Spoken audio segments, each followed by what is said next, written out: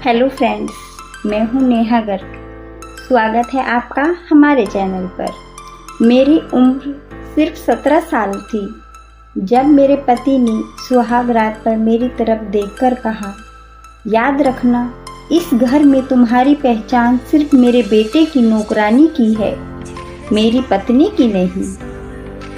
उस रात में इतना रोई कि तकिया भी भीग गया, लेकिन मुझे नहीं पता था कि एक दिन यही आदमी पूरे गांव के सामने मेरे पैरों में गिरकर माफी मांगेगा। मेरा नाम काजल है। मैं 12वीं में पढ़ती थी। मेरे सपने बहुत छोटे थे। पढ़ाई पूरी करूं, नौकरी करूं और माँ बाप का सहारा बनूं। लेकिन एक सड़क हादसे ने सब कुछ बदल दिया। मेरी बड़ी बहन नेहा की शादी को सिर्फ 2 साल हुए थे। उसका 3 महीने का बेटा था। एक दिन वह अपने पति अर्जुन के साथ शहर से लौट रही थी कि ट्रक ने उनकी बाइक को टक्कर मार दी। अर्जुन बच गया, लेकिन मेरी बहन हमेशा के लिए चली गई। घर में सिर्फ रोना बचा था। 3 महीने का बच्चा हर रात अपनी माँ को ढूंढकर रोता था। एक दिन रिश्तेदारों ने माँ से कहा, काजल की शादी अर्जुन से करा दो, बच्चा भी संभल जाएगा और घर भी। मेरे पैरों तले जमीन खिसक गई।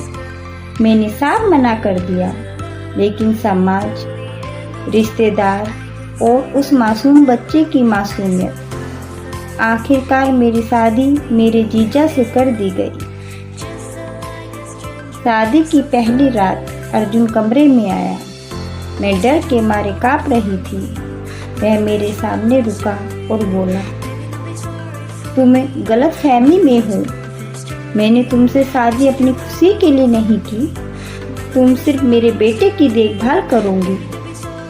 मेरे दिल में आज भी सिर्फ नेहा है। इतना कहकर वह दूसरे कमरे में सोने चला गया। उस रात मैंने फैसला कर लिया, अब मैं उसे कभी कोई उम्मीद नहीं रखूंगी। साल गुजरते गए। बच्चा मुझे माँ कहने लगा, लेकिन अर्जुन मुझे नाम से भी नहीं बुलाता था। त्योहार आता, मैं सबको तैयार करती, लेकिन खुद पुराने कपड़े पहन लेती। धीरे धीरे मैंने आईने में देखना भी छोड़ दिया। शादी को 3 साल बीत चुके थे। अब आरब 5 साल का हो गया था। पूरी दुनिया के लिए मैं उसकी माँ थी, लेकिन अपने ही घर में मेरी कोई पहचान नहीं थी। अर्जुन सिर्फ सुबह ऑफिस चला जाता, रात को लौटता, खाना खाता और बिना मेरे तरफ देखे अपने कमरे में चला जाता। अगर मैं कभी कुछ पूछती तो उसका जवाब दे देता। कभी मैं कुछ पूछती तो जवाब देकर अपने कमरे में चला जाता। खाना गरम कर दूं तो बस इतना कहकर, रख दो, मैं खुद ले लूँगा। उसकी हर बात में दूरी थी। एक दिन मेरी तबीयत बहुत खराब थी। तेज बुखार में भी मैं रसोई में खड़ी खाना बना रही थी। इतने में आरब दौड़ता आया और मेरा हाथ पकड़कर बोला, माँ आप बैठ जाओ, आज मैं पापा को खाना परोस के दूंगा। मैं मुस्कुराती, लेकिन तभी आंखों के आगे अंधेरा छा गया और मैं जमीन पर गिर पड़ी। जब भी मेरी आंखें खुली तो मैं अस्पताल में थी।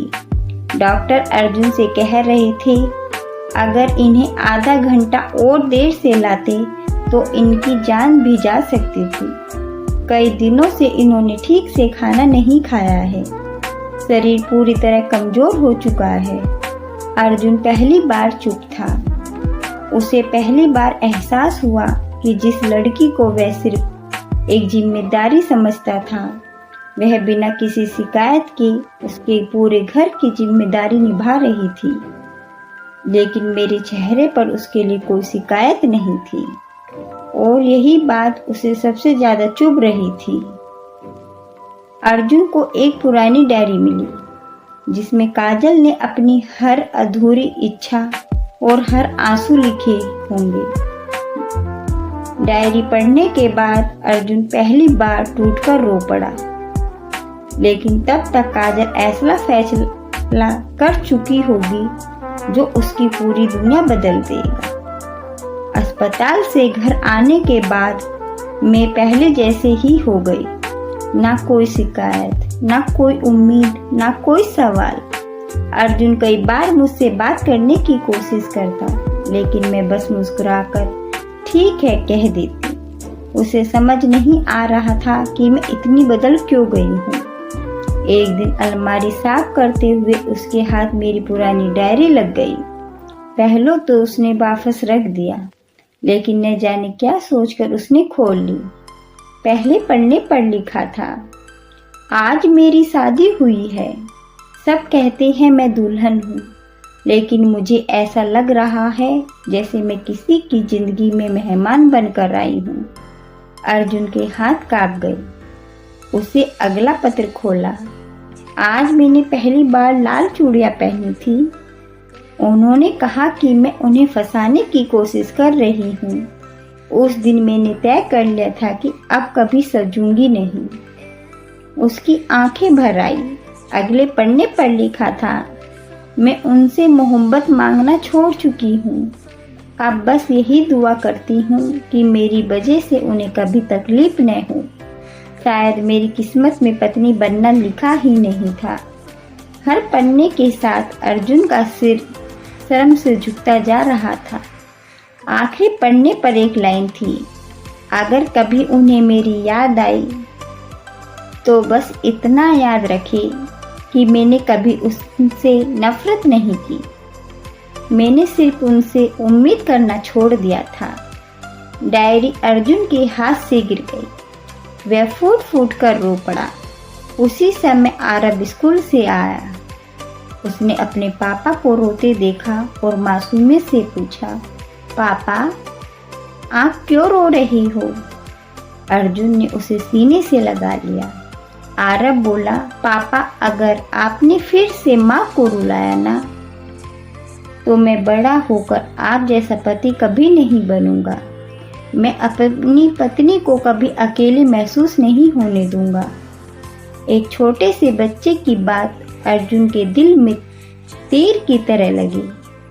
उसे समझ आ गया, जिस औरत को उसने सालों तक सिर्फ अपने बेटे की बात समझा, वह हर दिन उसका घर, उसका बच्चा और उसका सम्मान बचाती रही। लेकिन जब उसने सबसे बड़ा डर सताने लगा, क्या काजल उसे कभी माफ करेगी या अब बहुत देर हो चुकी है? उस रात अर्जुन को नींद नहीं आई। डायरी की हर पंक्ति उसके कानों में गूंज रही थी। सुबह पहली बार वह मेरे लिए चाय बनाकर लाया। कप मेरे सामने रखते हुए धीरे से बोला, काजल चाय पी लो। मैंने हैरानी से उसकी तरफ देखा। शादी के 6 साल में पहली बार उसने मेरा नाम इतनी नरमी से लिया था। मैंने सिर्फ इतना कहा, धन्यवाद। न मुस्कुराई न कोई सवाल किया। मेरे इस बदले हुए व्यवहार ने अर्जुन को और बेचैन कर दिया। अगले दिन वह बाजार गया। उसे याद था कि मुझे लाल रंग बहुत पसंद था। वह एक सुंदर लाल साड़ी, कांच की लाल चूड़ियाँ और छोटी सी बिंदी का पैकेट लेकर आया। शाम को उसने सामान मेरे सामने रखा और कहा, ये तुम्हारे लिए है। मैंने पैकेट खोला। कुछ पल तक चुपचाप देखती रही। फिर अलमारी खोली। उसमें से एक पुराना डिब्बा निकाला। उस डिब्बे में वे टूटी हुई लाल चूड़ियों के टुकड़े रखे थे, जो सालों पहले उसके गुस्से में टूट गई थी। मैंने वे टुकड़े उसकी हथेली पर रख दिए और शांत आवाज में कहा, नई चूड़ियां पहनने से पहले इनका दर्द भूलना पड़ता है, और कुछ दर्द इतने गहरे होते हैं कि उम्र भर नहीं भूलते। अर्जुन की आंखों से आंसू बहने लगे। वह पहली बार मेरे सामने रो रहा था, लेकिन मैंने उनके आंसू पोंछने की कोशिश भी नहीं की। उसी समय आरव स्कूल से घर आया। उसने खुश होकर कहा, माँ, मेरी टीचर ने कहा है कि कल स्कूल में मेरे परिवार पर भाषण देना है। मैं सबको बताऊंगा कि मेरी माँ दुनिया की सबसे अच्छी माँ है। मैंने उसे गले लगा लिया। रात को मैंने उसे स्कूल बैग तैयार किया, लेकिन उसी रात मैंने एक और काम किया। मैंने अपने कपड़े एक छोटे से बैग में रखे और एक चिट्ठी लिख दी। सुबह जब अर्जुन उठा तो घर में मैं नहीं थी। टेबल पर सिर्फ एक चिट्ठी रखी थी। मैं किसी से नाराज होकर नहीं जा रही। मैंने अपना फर्ज निभा दिया। अब आरव बड़ा हो गया है। उसे अब मेरी नहीं, अपने पिता की जरूरत है। और मुझे अब पहली बार अपनी जिंदगी जीनी है। चिट्ठी पढ़ते ही अर्जुन के हाथ कांपने लगे।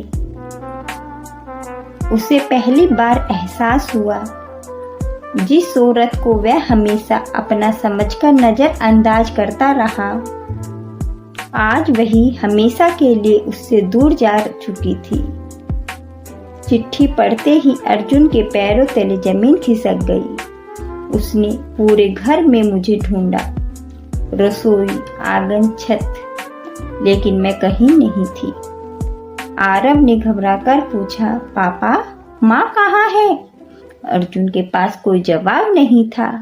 उसने पहली बार अपने बेटे को सीने से लगाकर रोते हुए कहा, बेटा, मैंने तुम्हारी माँ के साथ बहुत बड़ा अन्याय किया है। अगले 3 दिन तक अर्जुन मुझे हर जगह ढूंढता रहा। मेरे मायके गया, मेरी सहेलियों से पूछा, रिश्तेदारों से बात की, लेकिन किसी को कुछ पता नहीं था। उधर मैं शहर के एक छोटे से स्कूल में बच्चों को पढ़ाने लगी थी। पहली बार मैं अपनी जिंदगी अपने लिए जी रही थी। मेरे चेहरे पर बनावटी नहीं, सच्ची मुस्कान लौटने लगी थी। एक दिन स्कूल की छुट्टी के बाद मैंने देखा, गेट के बाहर अर्जुन और आरव खड़े थे। आरव मुझे देखते ही दौड़कर गले लगा ली। रोते हुए बोला, आप हमें छोड़कर क्यों चली गई? मैंने क्या गलती की थी? मैंने उसे कसकर सीने से लगा लिया। मेरी आंखों से भी आंसू निकल आए। मैंने कहा, नहीं बेटा, गलती तुम्हारी नहीं थी। तभी अर्जुन धीरे धीरे मेरे सामने आया।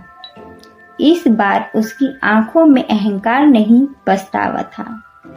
वह सबके सामने बोला, काजल, मैंने तुम्हें पत्नी का सम्मान नहीं दिया, तुम्हारे सपने छीन लिए, तुम्हारी मुस्कान छीन ली। अगर सजा देनी है तो मुझे दो, लेकिन एक मौका दे दो कि मैं अपनी गलती सुधार सकूं। मैं कुछ देर चुप रही, फिर शांत आवाज में बोली, अर्जुन, टूटा हुआ कांच जुड़ तो सकता है, लेकिन उसकी दरारें कभी नहीं मिटती। मैं तुम्हें माफ करती हूँ, क्योंकि नफरत का बोझ उठाकर मैं नहीं जीना चाहती। लेकिन माफ करना और पहले जैसा रिश्ता जीना 2 अलग बातें हैं।